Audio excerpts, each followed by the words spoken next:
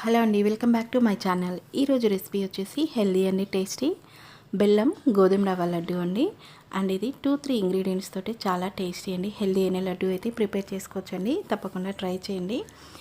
And దీనికోసం ఒక ప్యాన్లో కొద్దిగా నెయ్యి వేసుకొని ఎండు కొబ్బరి పొడి వేసుకొని లో ఫ్లేమ్లో పెట్టుకొని ఒక 1 మినిట్ వరకు ఫ్రై చేసి పక్కన పెట్టుకోవాలండి.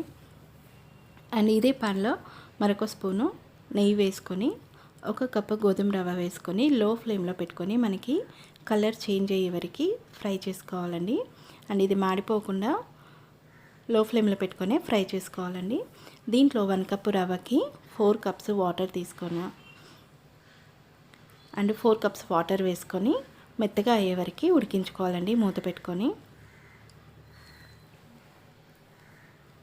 అండ్ ఇది అడుగంటకుండా లో ఫ్లేమ్లో పెట్టుకొని కుక్ చేసుకోవాలండి. సో మనకైతే ఇలా దగ్గర అయ్యాక దీంట్లో మనకి నచ్చిన ఫుడ్ కలర్ వేసుకొని ఒకసారి మొత్తం మంచిగా మిక్స్ చేసుకోవాలండి.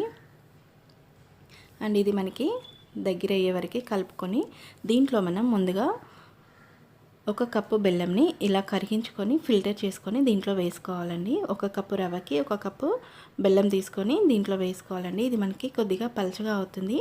ఇది బెల్లం వాటర్ వేసాక మనకి దగ్గర అయ్యే వరకు కుక్ చేసుకోవాలండి.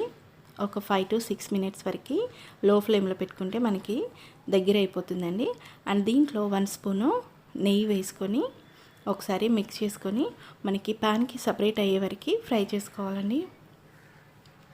అండ్ ఫైనల్గా దీంట్లో ఇలాచీ పౌడర్ ఇంకా కొబ్బరి పౌడర్ కూడా వేసుకొని మరొకసారి లో ఫ్లేమ్లోనే పెట్టుకొని కుక్ చేసుకోవాలండి. సో మనకైతే ఇలా దగ్గరగా అయిపోతుంది. ఇది కొద్దిగా చల్లారాక మనం చేతికి కొద్దిగా నెయ్యి అప్లై చేసుకొని మనకి ఇలా లడ్డూలా చేసుకోవాలండి. అండ్ ఇవైతే టేస్ట్ అయితే చాలా బాగుంది అండ్ ఈజీగా కూడా అయిపోతుందండి.